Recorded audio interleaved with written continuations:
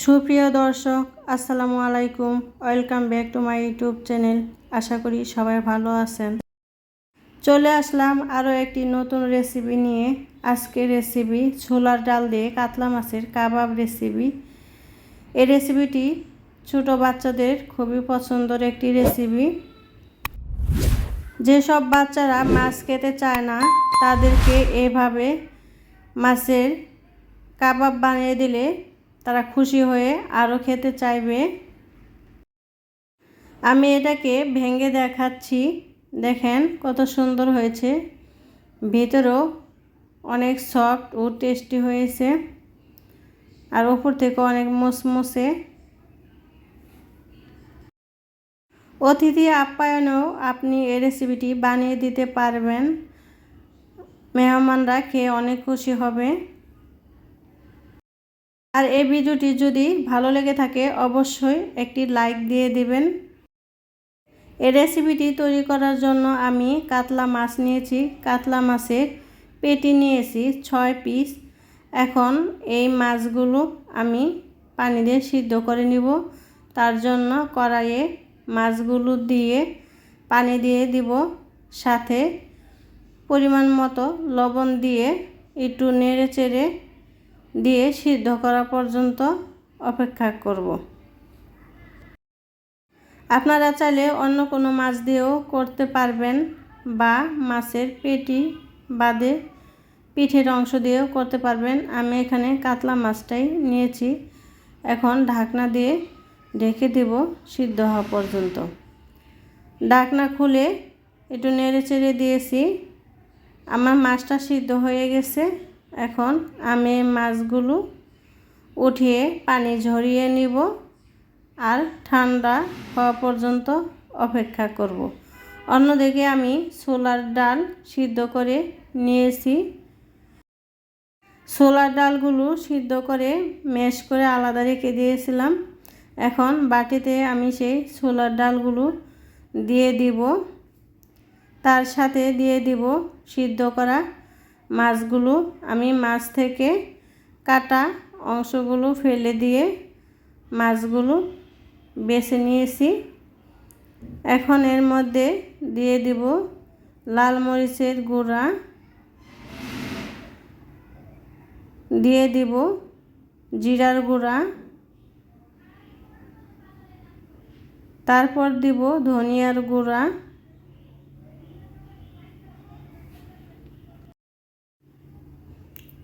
দিয়ে দিব লবণ স্বাদ মতো।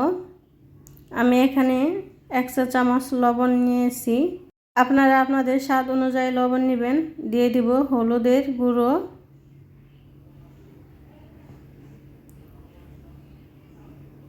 দিয়ে দিব আদা বাটা, রসুন বাটা 1 চা চামচ করে,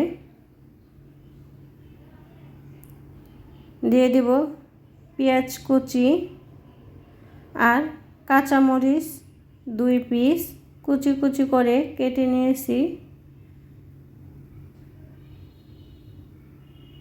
আর এর সাথে অ্যাড করব চাট মশলা স্বাদ মতো। আমি এখানে 1 টিস্পুন চাট মশলা দিয়েছি, আর দিয়ে দিব ধনিয়া পাতা।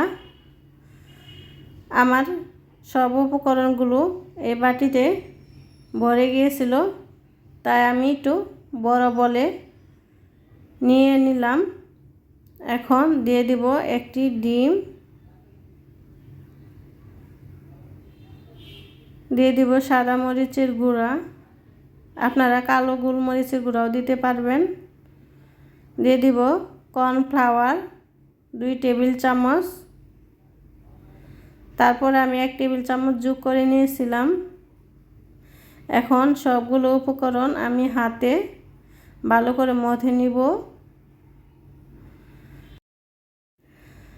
সবগুলো মশলা ভালো করে ছোলার ডালের সাথে মিশিয়ে নিতে হবে।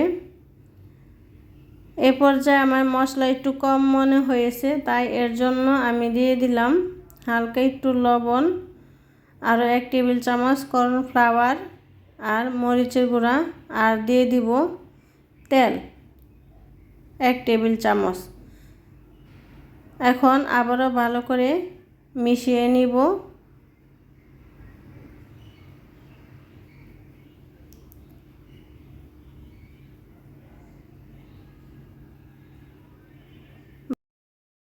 আমি একটু চেক করে দেখছি যে আমার কাবাব তৈরি করার জন্য পারফেক্ট হয়েছে কিনা। এই পর্যায়ে আমার মনে হলো যে কাবাবের ডোটা একটু নরম হয়ে গেছে, তাই এর মধ্যে আমি সিদ্ধ করা আলু দিয়ে আবার একটু নেড়ে চেড়ে মিশিয়ে নিচ্ছি। এখন আমার কাবাবের ডো তৈরি করতে পারফেক্ট হয়েছে। এখন আমি এখান থেকে যতটুকু পরিমাণ কাবাবে শেপ দেব ঠিক ততটুকু আমি উঠিয়ে হাত দিয়ে চেপে চেপে এখন আমি কাবাবে শেপ দিয়ে নিব।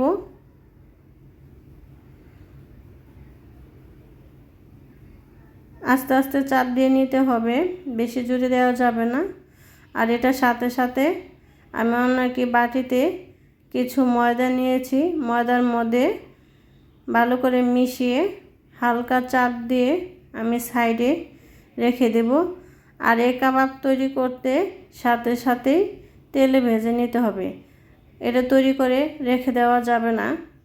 এখন আমি সবগুলো কাবাব গরম তেলে ছেড়ে দেব।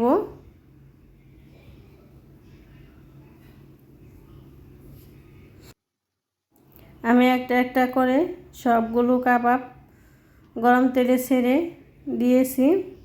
এখন আমি একটু উল্টিয়ে দিব।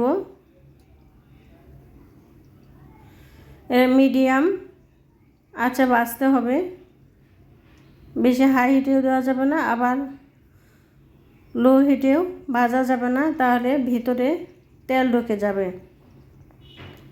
বাদামি কালার করে ভেজে নিতে হবে কাবাবটিকে। আমার ভাজা হয়ে গিয়েছে, এখন আমি এটি তেল থেকে ঝরিয়ে উঠিয়ে নিব। এই তো হয়ে গেল আমার ছোলার ডালের কাতলা মাছের কাবাব রেসিপি। দেখেন দেখতে কত সুন্দর হয়েছে। এটি আপনারা বাসায় বাচ্চাদের জন্য রেসিপি তৈরি করে দিতে পারবেন, বাচ্চারা খুবই খুশি হবে এবং খেতেও অনেক মজা পাবে। আর বাসায় মেহমান আসলেও তাদেরকে এই রেসিপিটা বানিয়ে দিতে পারবেন, তারাও খেয়ে অনেক প্রশংসা করবে আপনার। আমার এই রেসিপিটি যদি আপনাদের ভালো লেগে থাকে তাহলে অবশ্যই আমাকে ইউটিউব চ্যানেলে একটি সাবস্ক্রাইব করে দিবেন। আর আমার নতুন নতুন ভিডিও দেখতে চাইলে অবশ্যই নোটিফিকেশন পেয়ে যাবেন। আর ভিডিওটি যদি আপনাদের ভালো লেগে থাকে অবশ্যই লাইক ও কমেন্ট করবেন, আমি অবশ্যই আপনাদের কমেন্টের রিপ্লাই দেব। আমি একটু ভেঙে দেখাচ্ছি, দেখেন আমার কাবাবটা কত সুন্দর হয়েছে, উপর থেকে মচমচে, ভিতরে অনেকটা নরম ও সফট হয়েছে। এটি খেতেও অনেক মজা ও সুস্বাদু। রেসিপিটা অবশ্যই ট্রাই করবেন, নিরাশ হবেন না ইনশাল্লাহ। আজ এই পর্যন্তই, আল্লাহ হাফেজ।